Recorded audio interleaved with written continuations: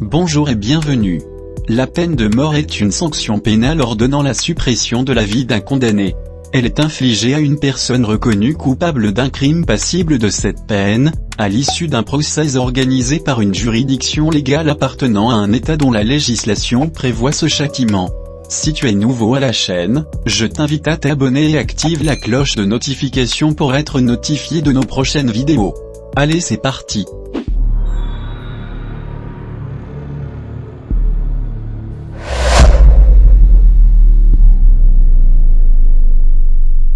Bien que les chiffres exacts ne soient pas connus, le nombre total d'exécutions annuelles est en baisse régulière.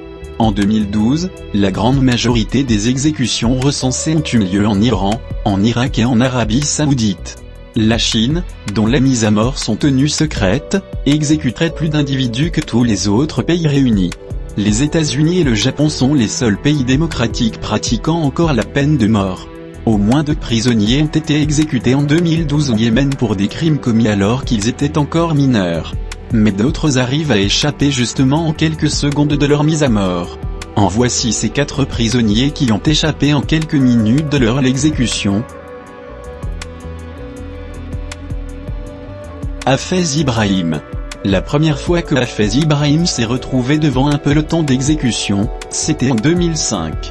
Il a été conduit dans la petite cour d'une prison du Yémen, devant une rangée de gardiens armés de fusils. Il était convaincu que sa dernière heure était arrivée. Hafez Ibrahim avait rédigé un testament.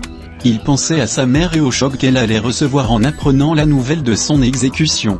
Mais juste avant d'être passé par les armes, il a été ramené dans sa cellule, sans aucune explication. J'étais perdu, je ne comprenais pas ce qui se passait. J'ai plus tard appris qu'Amnesty International avait demandé au président du Yémen de suspendre mon exécution et que le message avait été entendu, explique Hafez. Rappelions les faits de son accusation. Hafez était détenu en prison, accusé d'un meurtre qu'il assure n'avoir pas commis. Il s'était rendu à un mariage dans sa ville natale de Thèse. Plusieurs hommes se sont approchés de lui et ont tenté de lui voler son fusil. Une rixe a alors éclaté et un coup de feu est parti. Hafez n'avait que 16 ans. Bison Kola. Dans le couloir de la mort au Malawi, Bison Kola a failli être exécuté 3 fois, mais le bourreau a toujours arrêté son travail avant son tour. Bison Kola est un miraculé. Il a survécu jusqu'à ce que le pays arrête complètement les exécutions de prisonniers. Il raconte que des voisins jaloux sont responsables de sa condamnation pour meurtre.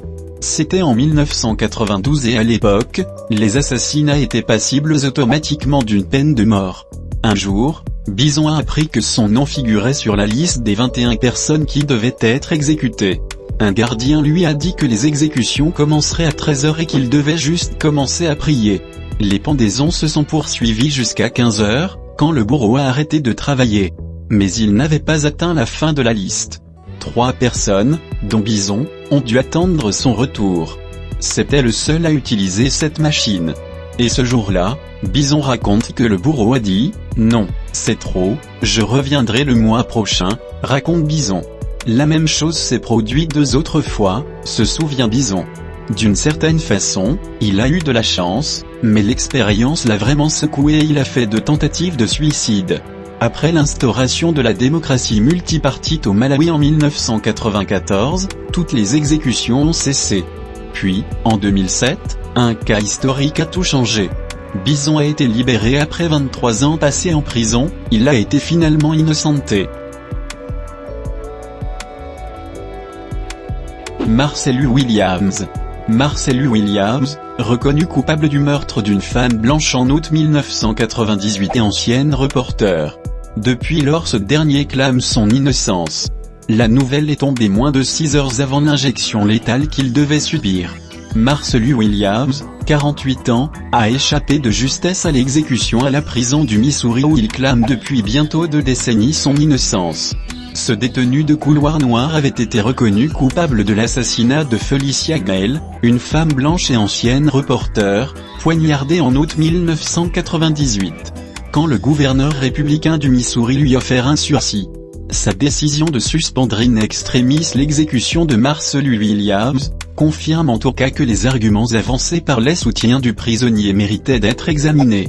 Une récente analyse ADN réalisée sur l'arme du crime, qui a permis de développer un profil masculin ne correspondant pas à celui de Marcellus Williams. Pas une seule preuve matérielle n'a été présentée au procès, et aujourd'hui il existe une preuve matérielle qui l'innocente complètement. Bar Whittaker. Bar Whittaker, un Américain qui avait planifié le meurtre de toute sa famille, en prison à perpétuité, peu avant son exécution programmée. Son père, rescapé de l'attaque, militait pour un sursis de dernière minute. Il avait planifié le meurtre de toute sa famille. Condamné à mort, Bar Whittaker a échappé à la mort 30 minutes avant l'heure fatidique de son exécution. Il a vu sa peine commutée en prison à perpétuité, peu avant son exécution programmée. Son père, un fervent chrétien, militait pour un sursis de dernière minute. Il a été entendu. C'est même une première pour le gouverneur du Texas, Greg Abbott. Bar Whittaker doit passer le reste de sa vie derrière des barreaux, en punition pour son crime atroce, a-t-il indiqué dans un communiqué pour justifier sa décision. Le détenu de 38 ans ne bénéficiera d'aucune possibilité de libération conditionnelle. Ce drame familial rencontre un écho notable aux États-Unis en raison de son intensité. D'un côté se trouve un fils qui n'a pas hésité à commanditer le meurtre en 2003 de ses parents et de son frère, et de l'autre un père grièvement blessé, rescapé de l'attaque, qui a choisi le pardon et croit en la rédemption.